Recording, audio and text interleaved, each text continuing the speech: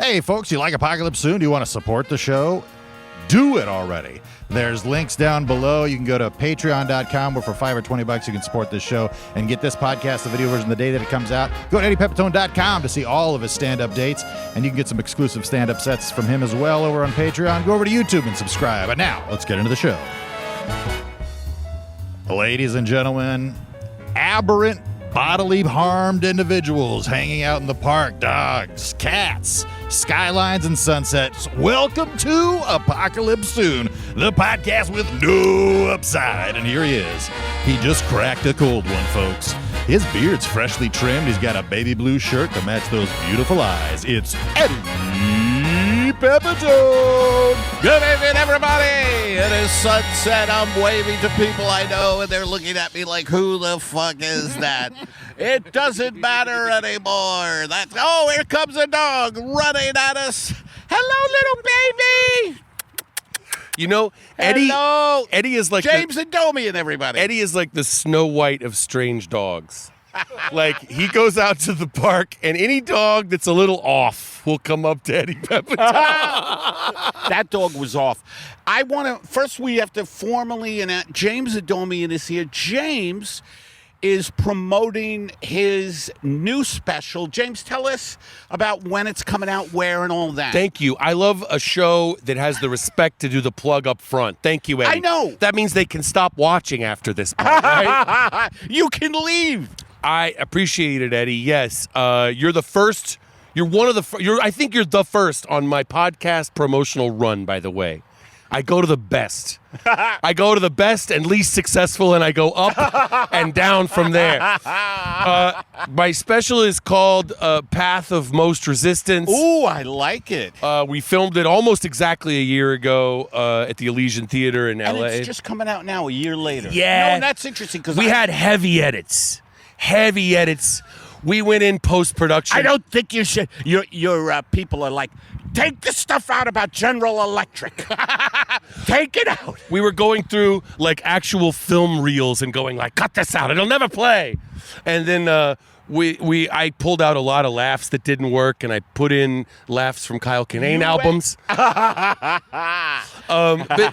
It's Path of Most. Kinane. You ever drink enough whiskey to sink a small nation? He's probably dirt biking as we speak right now. Is that right? He moved to Portland. He's in Portland. Okay. Path of Most Resistance is a special, and it comes out on 800poundgorillamedia.com on August 16th. And August 16th. And then on September 19th is the wide release for rent and for purchase. Path of Most Resistance. Okay. You can go to 800poundgorillamedia.com, or you can go to jamesadomian.com, and the information is all there. You can pre-order it right now. All right, so pre-order James's special, and that's sight unseen, he says. Yeah, well, I know you. I don't know. Could you tease? And by the way, Kevin Tinkin now he was supposed to bring an extra chair, and this is how this podcast works. I blew it. Tinkin did not. He said, "I'll grab an extra chair." You should have told me I have a chair back at my wasn't place. aware you had chairs. Yeah, Eddie's got like a graveyard of broken and unused chairs. No, I really like that. I think our listeners, they need to be able to highlight, just you two. By the way, a lot of people criticize us for having a podcast al fresco, and I think Who are these people? I Get off love the it. internet. I love it. Get outside and touch dead grass. This grass is deader than dead. It was 100 degrees here in North Hollywood today, and thank you for. Do you not have a car, by the way? No. I know how to drive. I have a license. I just don't own a car.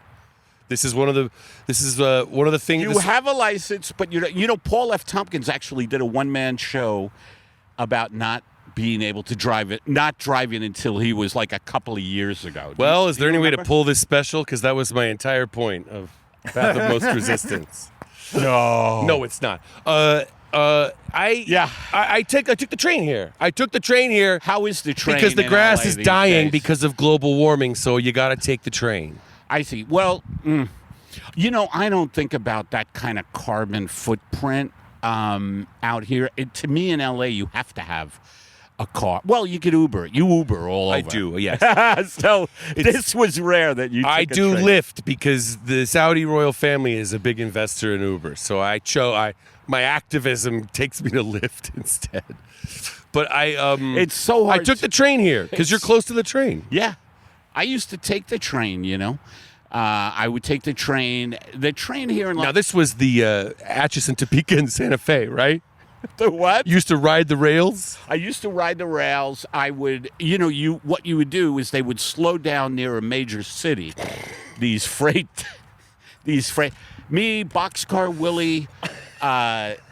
That's how your career started here in L.A.? You arrived with a bindle on your shoulder? Yeah, a bindle stick. But Go ahead. no, go ahead. I walked down the park from where the train station is, and it narrows. At top, You walked all the way down there? at the north end of the park, it's completely different than this. It's athletic. It's tennis and basketball, racquetball. Oh, those motherfuckers over there. No. Any sport that could happen in a cage. Yeah, I don't like that part. This is the part where people just have their dogs and there's no competition, you know? No, you know what I mean? Everybody's got a Fitbit on that side of the park. Yeah. And it's horrible as far as I'm concerned. So what Eddie's saying is that if you can flatten the mountain down completely, he can be king of the mountain. I actually was in the gym today. I know, I see you. I see you're in the gym. I see the videos. I am very Motivational. proud. And do you know that I am one of the big fitness influencers now in this country? Oh. My That's how fast it starts. You wake up one morning. They sent you these in the mail, right? As a fitness influencer. Well, I just want to talk about this. I got a product in the mail, and I don't know if this happens to only seniors, as we were saying off the air. I was saying that I was saying Eddie probably falls for a lot of email scams. What? You see me on the phone from an email going, where you're in a hotel and you can't get out of your room? But why do you need money wired to a Western Union? I'll take it by the Motel 6 myself. Your special path of the most resistance? Path of most resistance. It's a Not bad. play on words. Yeah, usually it's path of least resistance. Right, yes. That was my I wanted It's to not bad. It's not bad. It's not great. Well, thank you. No, I I don't know what to call We're things. not pulling punches here at, And I'm at sorry. Apocalypse soon. It's no burn the boats. I'm sorry. Burn the boat. That's By Joe the way, Rogan's folks, new. let's just set the stage. It was 100 degrees here in North Hollywood, which is not even talked about. Like if I go up at the Comedy Store, and if I go up at the Comedy Store tonight, no one will have talked about the weather.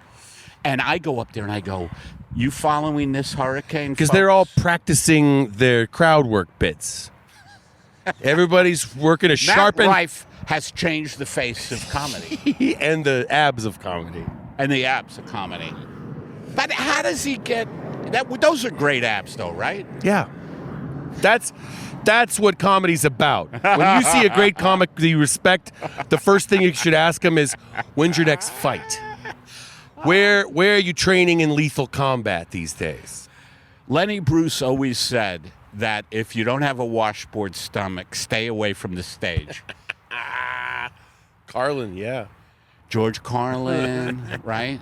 Kev, Yeah. let's see if we can hear you off.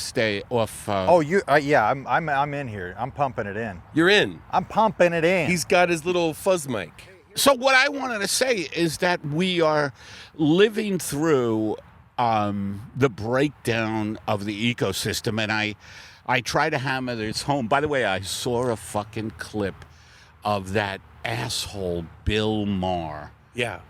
I mean, thank Say- you. I mean, really. Yes. What was he saying this time? Well, he was like, these millennials who think the world is going to end up.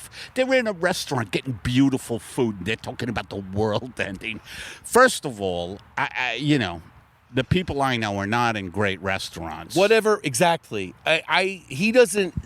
Here's the thing about Bill Maher. You might run into some celebrities here and there. Yes. You run into here's my idea of a celebrity. You might run into your Kevin Pollak or your Paul Giamatti. You never run into Bill Maher. He's in some place that you can't get to. Yeah. He's in some private club. That's where he has the millennials. Where does he do that podcast from? It's called The Club Random. What a name. That's a horrible name. Your name and your special, not that great. But Club Random is so awful. It's obviously like, it's not a real bar. It's like a room in a large mansion made to look like a real person's hangout. It's his place, someplace in his place. But the only millennial, and by the way, how behind the times are you to talk about millennials like they're young people? That's what he said, yeah. He really has gotten left behind. Whereas I stay up on the most current trends, Yeah, Eddie. You You were before your time. I was before my You were time. the vanguard. You were the millennial vanguard. Look, I am a sentinel perched at the edge of this culture, right? They say who watches The Watchmen? Qui custodiet les custodiens? What? And they say, and it actually, I don't know, I got it wrong. It's actually Eddie Pepitone. He's at the forefront. They'll make a statue of you right next to the Amelia Earhart statue up there. Me and James also, right before we came on, I said to him, can you believe the popularity of some of these fucking morons? Yeah. Like, it's unbelievable to me and disheartening, even though I've always said to myself, and I usually say it in a mirror, I will say, kid, stay the course. Just do your own thing. Don't worry about all these idiots who were. Can I tell you there's a lot to complain about, and now I'm going to go into Bill Maher mode. Here's the kind of video that I don't know, why do we have to have this, where there's a guy at the bottom of the screen pointing at someone else talking. Have you seen these on TikTok and Instagram? Little bit. Well, say anything and I'll be the guy. You're on my TikTok page, but I've repurposed your video. And so I do not let the culture pass me by. I will not be a Bill Maher type who's like, and I get all the views. I get all the views from whatever you're saying. Unreal. So now, you know what that means to me? It's like people like just watching someone make fun of something. What is it? I don't know. I think Bill Maher's right after all. I think it's these millennials. I could take my hat off too. Let's go sans It's hot. hat. It's hot. And the sun has gone down. I feel like this is a good bit. Right You shaved. Oh, you look good. Look at that haircut. Hair. Oh, you turned. Now we see the camera. Now we can see. That's been there the whole time. Yeah. We look like have the famous picture of Roosevelt, Churchill, and Stalin sitting down. I'm Churchill. Okay, I'm Stalin, I guess. Stalin. I'll be Sure. Roosevelt. All right. Well, I don't Why know. not? I can't Kill more of them. I love women. Hey, you guys want to Wait, I think Churchill was a ladies' man. Sure. I think. And I came over here for a reason. I was going to interject into that conversation about the guy that does this. Yes. Because it's not, Eddie, it's not even that they're making fun of him. It's that You should just listen to this guy. it's literally, it'll start out with like somebody uncharismatically looking at a camera like, you can't believe what this guy just said. And then it plays their video and the guy's like looking up and it's insane. And it will have millions of views. Millions. Yeah. Well, and it's you. It's everything's mostly your being clips. driven by algorithms. Yeah. There was the pendulum swung in the old days. It was like there were 5 gatekeepers who were the children of wealthy industrialists, and you had to impress one of them to get through anywhere. And then they were like, we'll swing it completely in the other direction. There will be a series of randomly programmed broken robots that decide what people should see. And as long as you have the stupidest possible angle on anything, the robots will enjoy you. Yes. Oh, it's sad. Yeah. Yeah, that's very true. I don't know, man. Thank you. Algorithms. Thank you, Kevin. Algorithms. I'm just not on the algorithm, and I don't care to be. I don't care to be. It's too bad you are. On what? You're an algorithmic feature. There's data companies that are like, anybody out there that likes Eddie Pepitone, we have a profile of that kind of person. I'm sure they do. I'm sure they do have a profile. What are our average fans like? It's male. Not a lot of women, I don't think. Well, not a lot of women are on YouTube, period, apparently. Is that true? Yeah. Where are the ladies? They are holding up society. Yeah. They're actually the ones. They're actually the ones getting people to school, doing the work, going to the actual jobs. You know, women have more jobs than men now, so they're holding families together. Is that while all the men are on YouTube bitching about how things don't work? Yeah, Wow. we gather our crowd from all over the world, and so it's very diverse, I guess you could say, because there's kids. It says from 16 to like 70 something, which I'm assuming is my dad. Yeah, I'm very, and this pisses me off. I think some club owners, people in the industry in general, think I'm too old, and my fans are young. They're not. Yeah. No, yeah, exactly. Because... Now, your idea of someone who's young is somebody who's 55 or something like that. No, Eddie, it's always been this way. You've always had a younger fan base by far, like decades younger than you. Oh, yes. And you were always on the shows when I was starting. I was 20-something, and you were probably the age I am now, maybe. And you were in our young kid scene in Silver Lake when you first moved to L.A., at the Ramada Hotel. Yes. The first time I was always with the young kids, man. Yeah. Josh Fadem and Chad Fogelin. Exactly. That's the first show I saw you at. And I was laughing well, I had seen you before, but that's the first show I met you. I was laughing too hard in the hall because I was on later in the show or something. And Eddie's on stage and he goes, "Shut up! Who the fuck is that?" And it's because I was laughing too much. And he goes, "It's always some fuck in the hall. It's always these hallway freaks." Because he couldn't see me. God, that Ramada intro. That must have been 2003 or 4. Ramada intro. I just felt bad for all the people who came to Hollywood and would stay at this piece of shit hotel on Vermont. Yeah. In the middle of fucking... It's now it's the Hollywood Hotel. Now it used to it? be the Ramada. Oh, right. The Ramada Inn. Right. Let me take these off, too.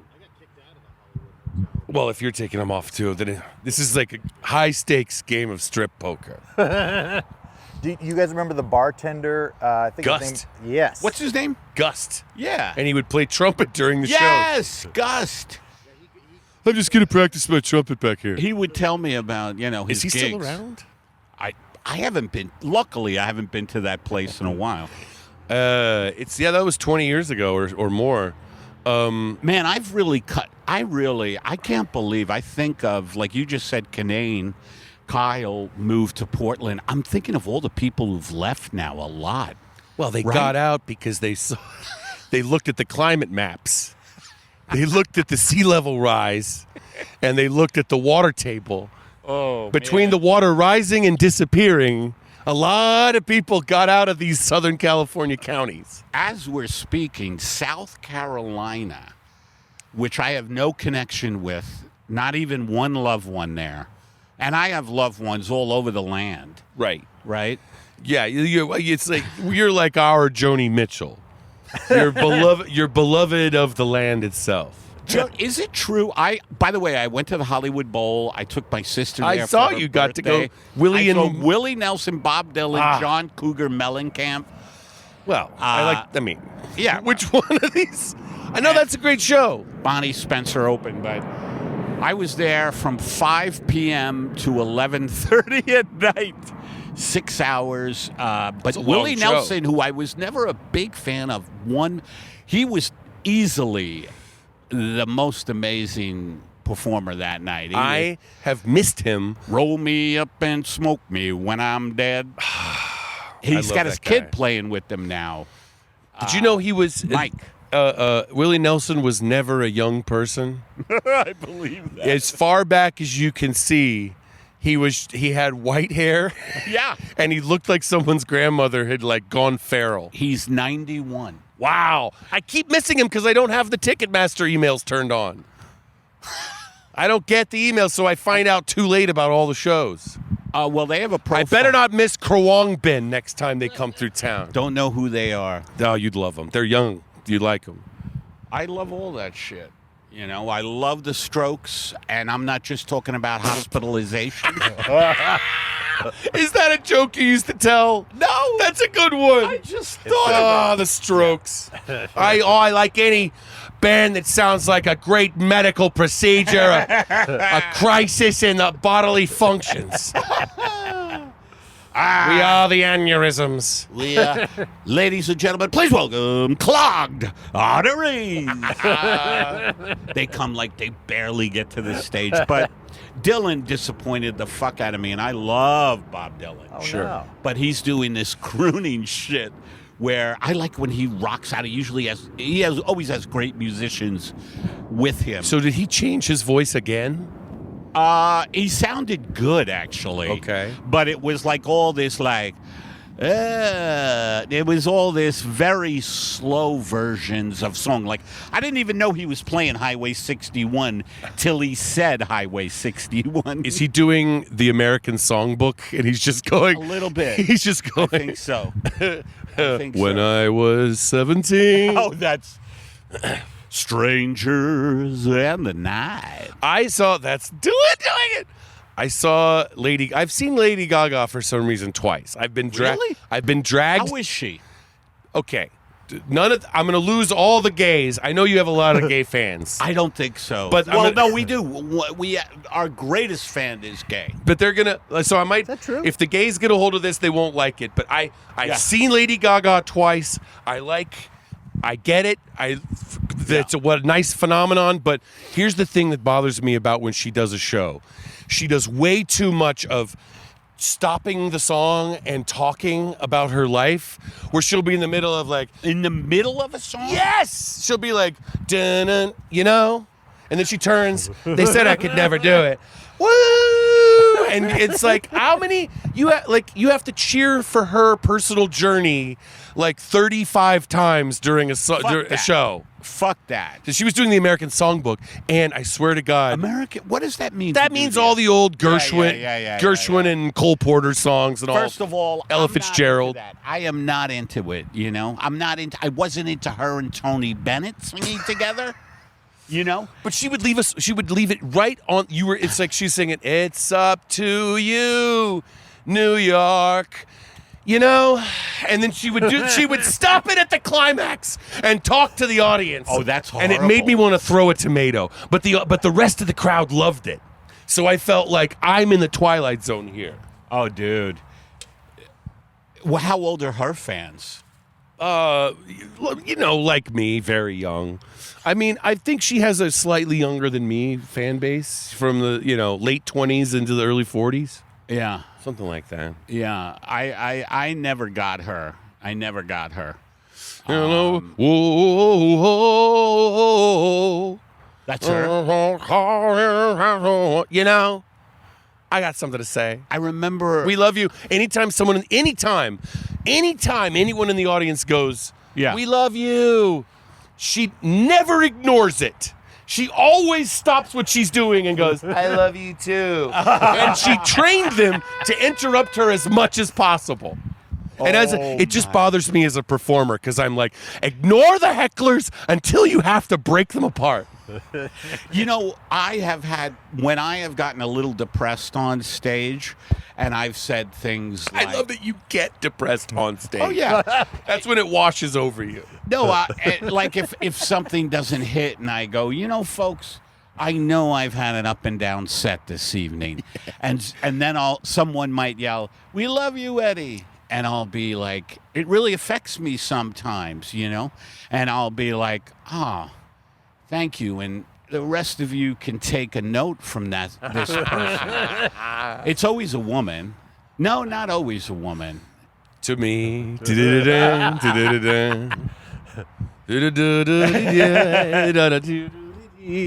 You know, Billy Joel finished his residency at Madison Square Garden. Speaking of music, I think he did how many years? A 10-year residency. that sounds like what? At what did he At only Madison, or maybe longer. he only stepped away when they had to have a fight. Some kind of UFC fight or something, and then he would like, all right, I'll give up the night. Bill Burr would come in once in a while. And just Hey! he would sing My Way with him. Hey, take away our football. You'll see domestic violence.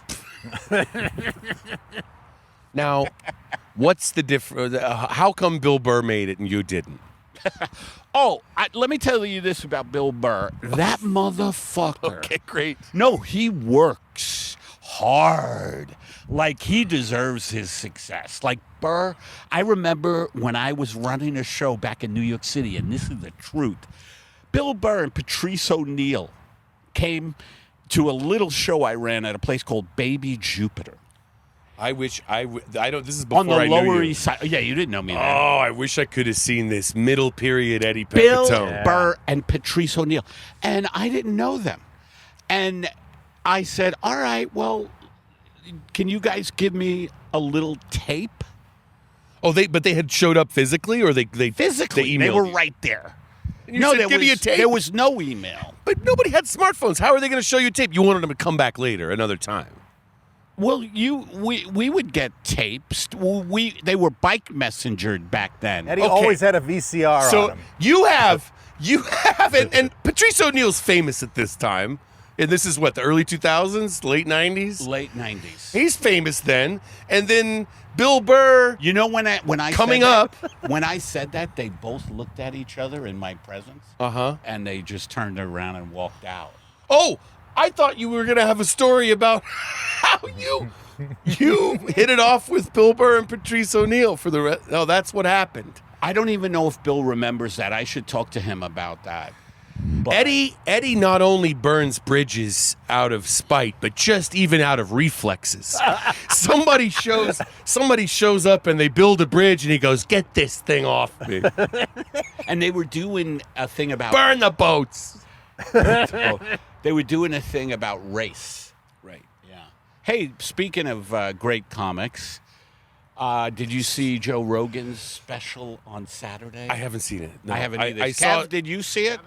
I saw a couple of highlights that getting tossed around. Anything good? No, it's not for me. Right. It's just not. It's not for me. I gotta see it. It's very popular, so of course, I mean, There you go. It's not where There you go. It's not where my people like things that aren't so famous. I guess My people too. more sophisticated. Yeah. Did I ever tell you? I don't know if you were there that time. Todd Glass. I was with Todd Glass when I first knew him. I think we were in Vancouver, and we were walking in a group, and Brian Posehn was also with us. And we were walking through this like pedestrian promenade, and Brian Posehn kept getting recognized by these like crust punks and metalheads being like, shit. "Hey, dude," and Posehn would be like, "Fucking rock on, man."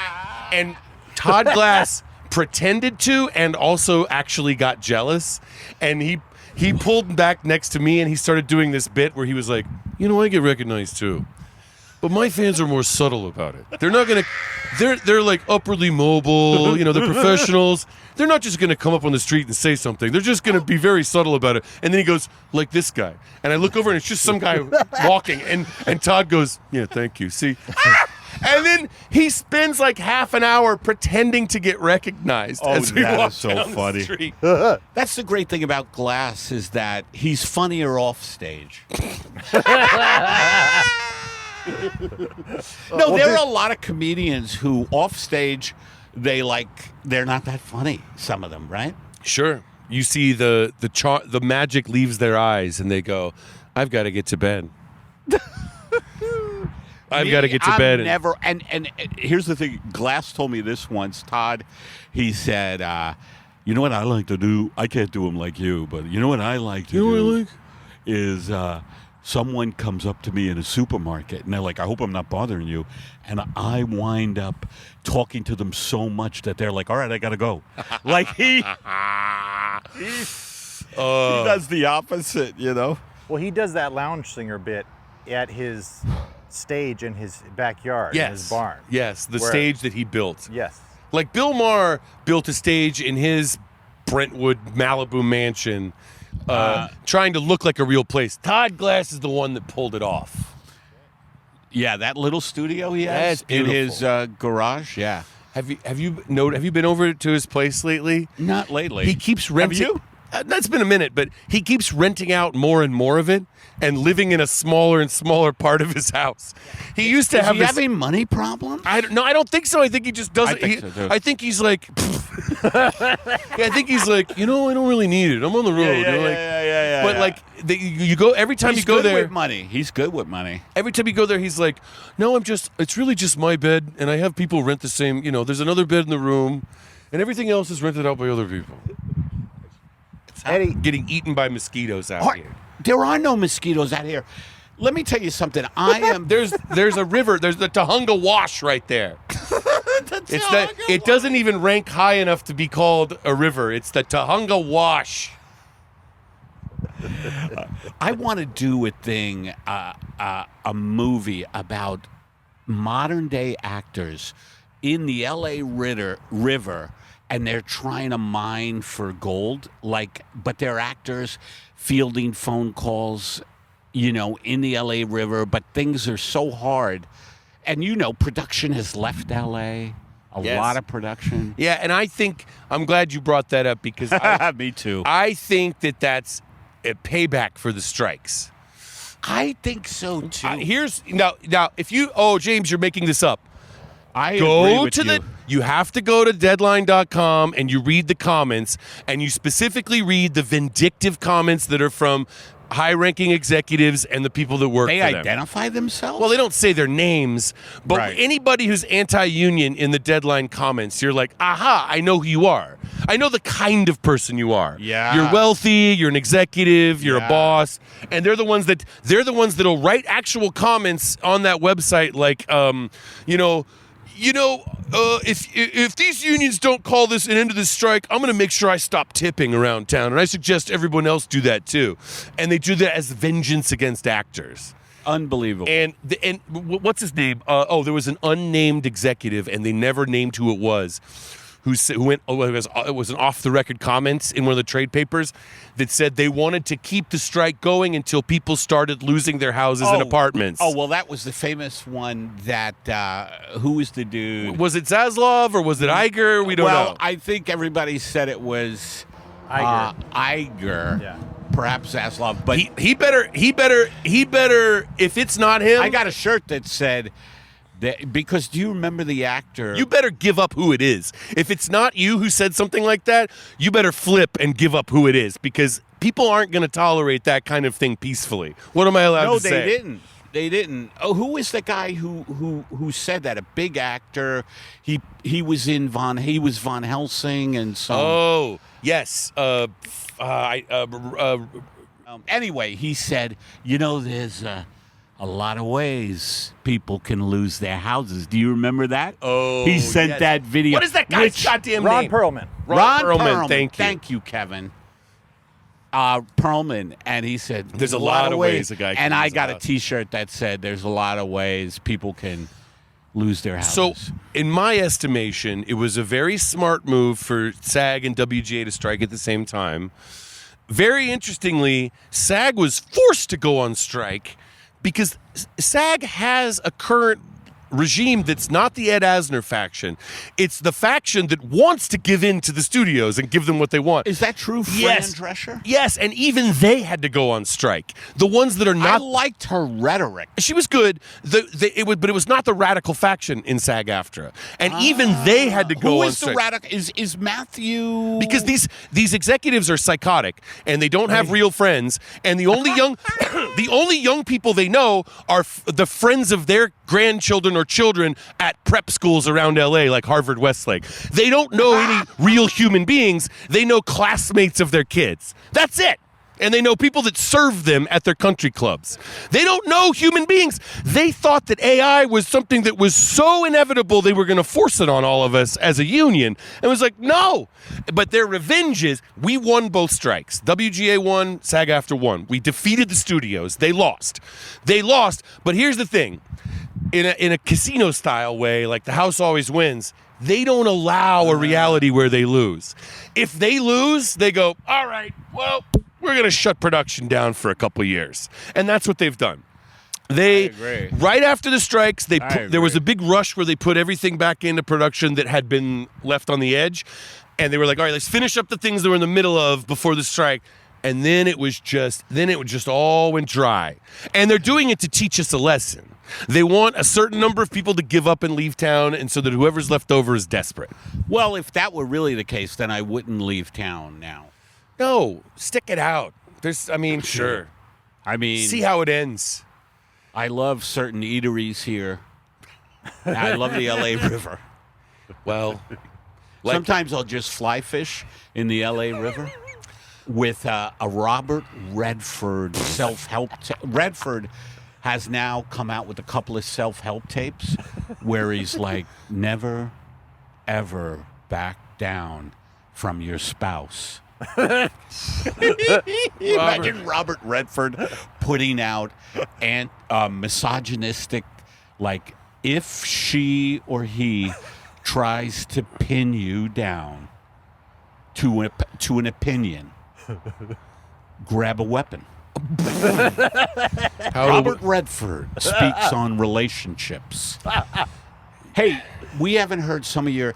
Can you do Freddie Pepitone? Karen wanted you to do Freddie Pepitone. Eddie! This is my brother, Freddie. You're out here in the fucking park, Eddie. Come on, Fred. The sun's going down, Eddie. You think I want to be out here in a park? I don't think you want to be out here. I don't think you have anywhere else to go. If you look around here, Eddie. There's desperate people in this park. That's right. At best, they have a dog. But the kind of dreams that they have in a park also involve events that take place in a park. Freddie, you know I'm a man of the people. You know... You pose as a man of the people. What do you mean I pose as a man? I've never seen a greater hypocrite in my life. You're driving around, burning gasoline. You live in a 2006 Honda Element. Oh, so it burns more gas. Freddie, I try to get the premium gasoline. It's just too expensive. You are one of the number one clients in this zip code for Chevron. Welcome to the club, Eddie. Welcome to the club. Chevron, which was, I believe, BP. Oh, you don't even know your oil companies. Oh, no, I'm wrong. You're such a no. Am I wrong? No, that was Arco. That's Arco. You're such a Chomsky.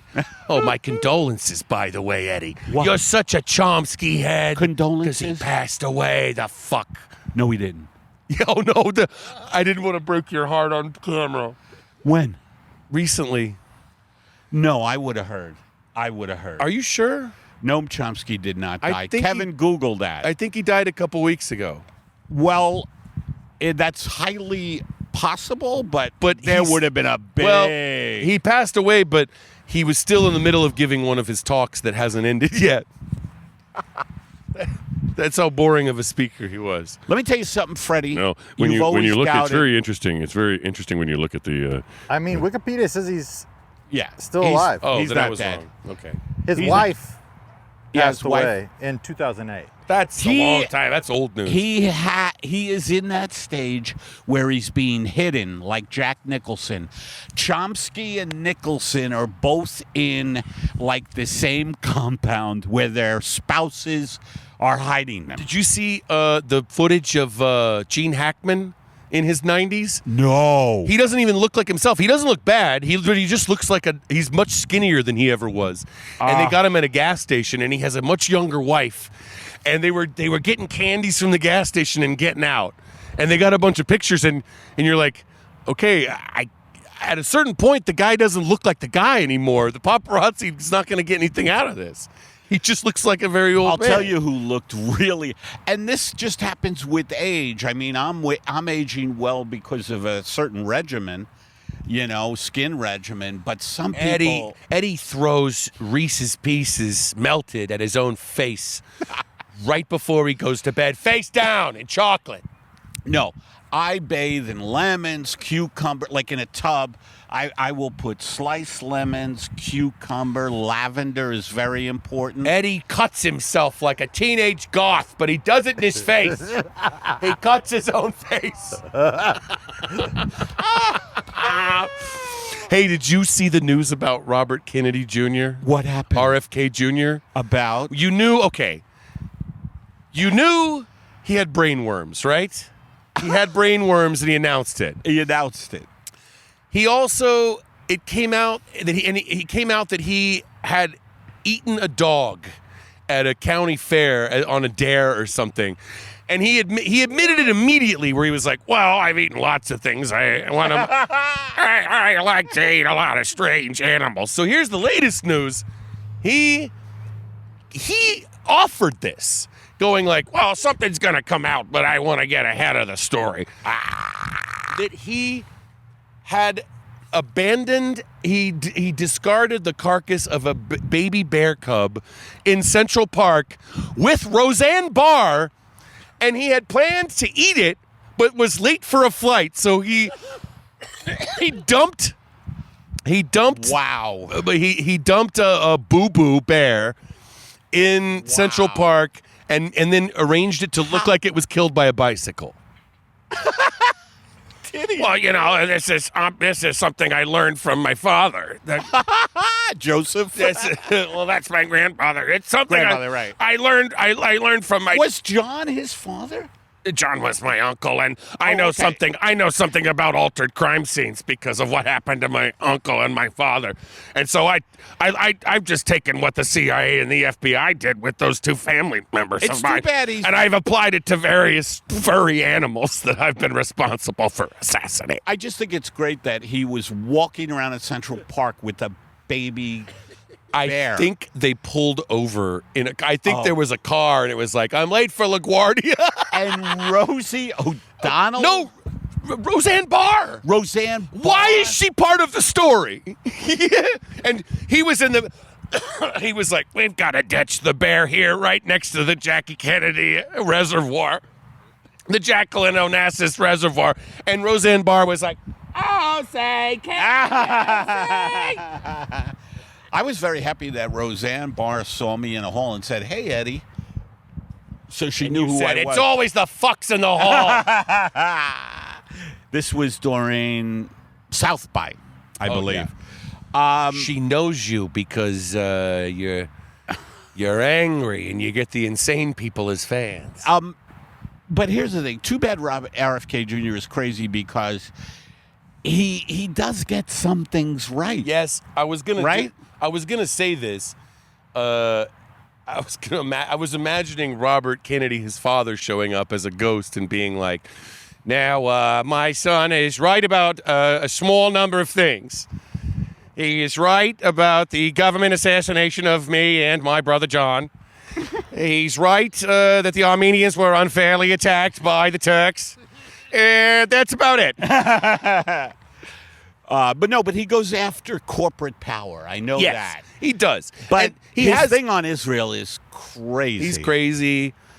And it's like, oh, great, we have a third-party candidate who's also in favor of the war crimes that Israel's doing right now. Right. Why do we have a third-party candidate for another person of the same opinion? It's insane. But well, don't worry. There's always Cornel West. What happened to Cornell in He's this still election? out. What did you think was going to happen? No, but I mean, I didn't see him make any kind of push. Or is that because he's totally marginalized? He's totally marginalized. I think he's out there, but I don't know. Is he? Yeah, I don't know. But he's probably just walking around college campuses. Right. Well, there's no momentum. Did Harvard fire him? They might have, actually. I thought he was tenured or something. I thought they couldn't fire him, but I don't know the folks, details. the sun is really set now. Now, what if I have one question for you, Eddie? Yeah.